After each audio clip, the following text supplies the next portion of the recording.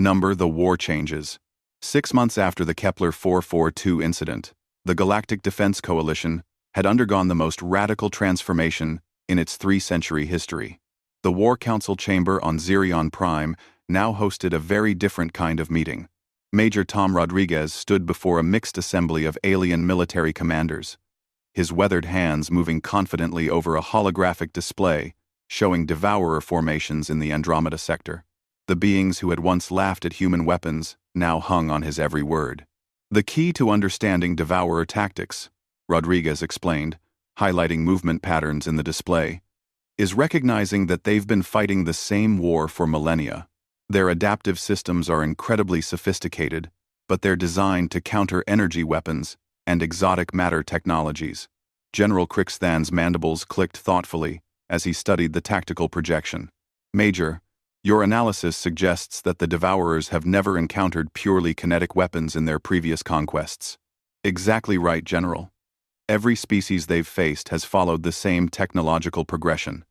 Chemical propulsion to energy weapons, to exotic matter manipulation. They've never encountered a civilization that deliberately maintained kinetic weapons technology alongside their advanced systems. Admiral Zorna's tentacles weaved through the holographic display, her movements more animated than they had been in years. So their defensive systems have no protocols for simple projectiles. It's worse than that. Rodriguez continued, bringing up detailed scans of destroyed Devourer units. Their quantum uncertainty fields actually make them more vulnerable to kinetic weapons. The fields destabilize incoming energy, but they create resonance patterns that we can use to guide projectiles through their defensive matrices. Commander Zethkar leaned forward, his massive frame casting shadows across the display. This explains why your sniper shot was so devastatingly effective. The Devourer's own defenses created a pathway for your projectile. The transformation hadn't been immediate. After the Kepler 442 incident, the Coalition's scientific community had spent weeks analyzing the engagement data, trying to understand how a primitive kinetic weapon had accomplished what their most advanced technology couldn't. The breakthrough came when human engineers began working alongside alien physicists, combining human intuition with alien theoretical knowledge. Captain Chen entered the chamber, carrying a datapad and flanked by Sergeant Lisa Park, one of the Coalition's newly designated precision specialists. The title was a diplomatic way of saying sniper, but it carried more weight than most alien military ranks. Status report on the Vega operation? Admiral Zorna asked. Complete success, Captain Chen announced, activating the central display. Sergeant Park eliminated 12 Devourer scouts with 14 shots over a 6-hour engagement. The convoy reached New Geneva without losses. The assembled commanders studied the tactical data with fascination.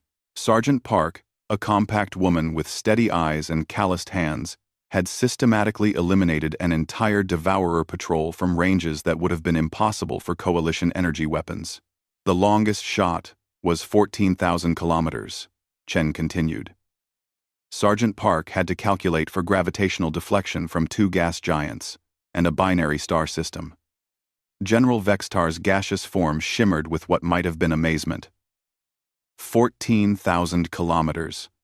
Our targeting computers cannot achieve that level of precision against moving targets. Computers think too much. Sergeant Park spoke for the first time, her voice carrying the confidence of someone who had never missed a shot that mattered. Sometimes, you have to trust your instincts and your training. The success at Vega had been the 4th major victory in as many weeks. Word was spreading through the Coalition's member species. The humans had found a way to fight the Devourers. More importantly, they were willing to teach their methods to anyone who could learn them. Sergeant Park. Ambassador Thekmol's harmonic vibrations filled the chamber. Your species' approach to warfare is unique. You calculate trajectories manually? Not manually, sir. We use computers for the basic calculations. Trajectory, wind resistance, gravitational effects. But the final shot, the decision of when and where to fire, that's all. Human judgment. And this judgment can be taught to other species? Rodriguez stepped forward to field the question. We've already begun training programs. Some species adapt better than others. The Vorthans have excellent depth perception and steady hands. The Crystalline Consortium members can calculate trajectories faster than our computers. Even the gas-form species can pilot targeting drones with remarkable precision. The revelation that kinetic weapons could penetrate Devourer defenses had triggered a massive shift in coalition military doctrine.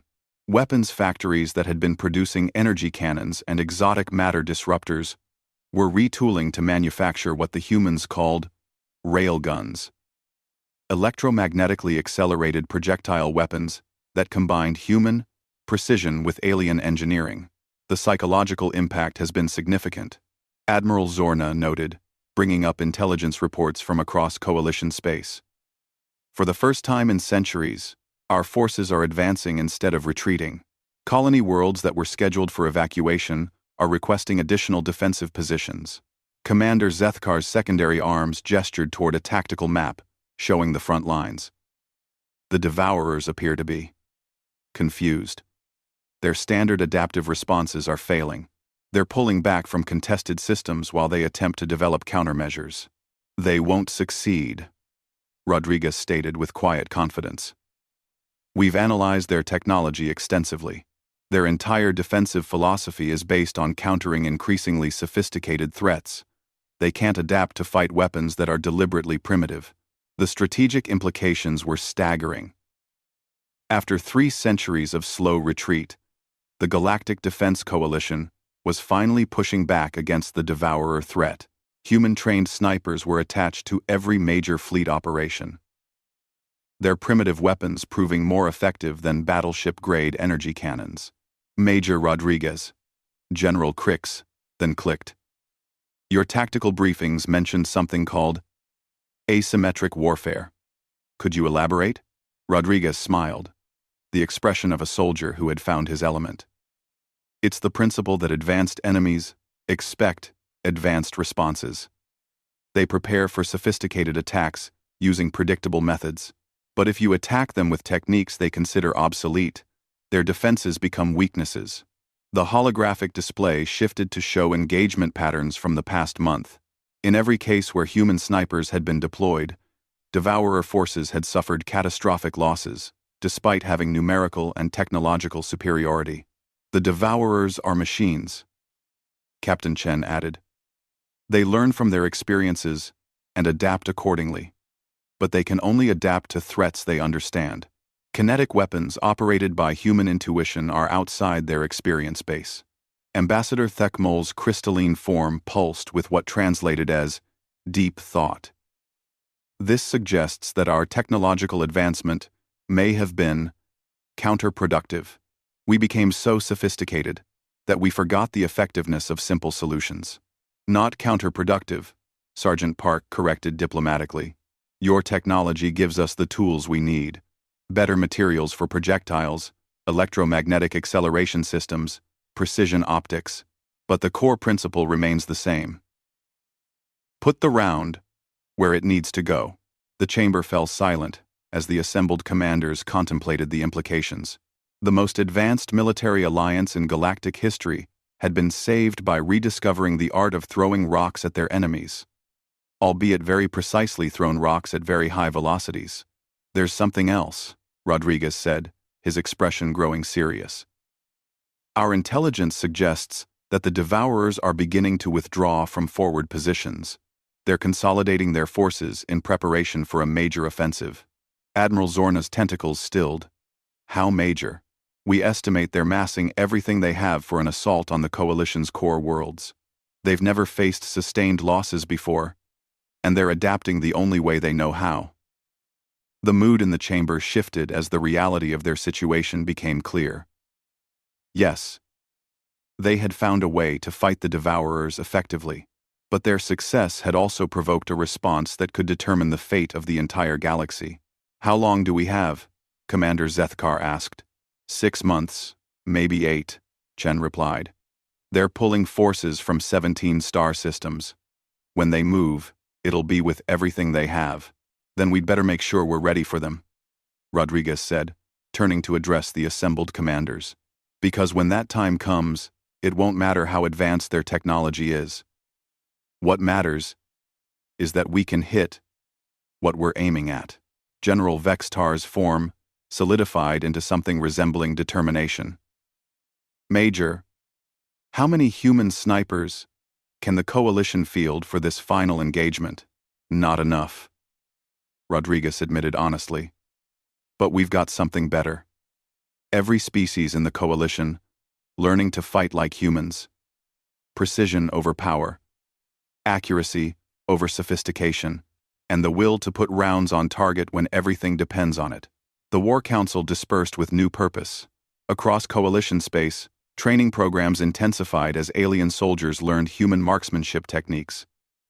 Weapons, factories, retooled their production lines.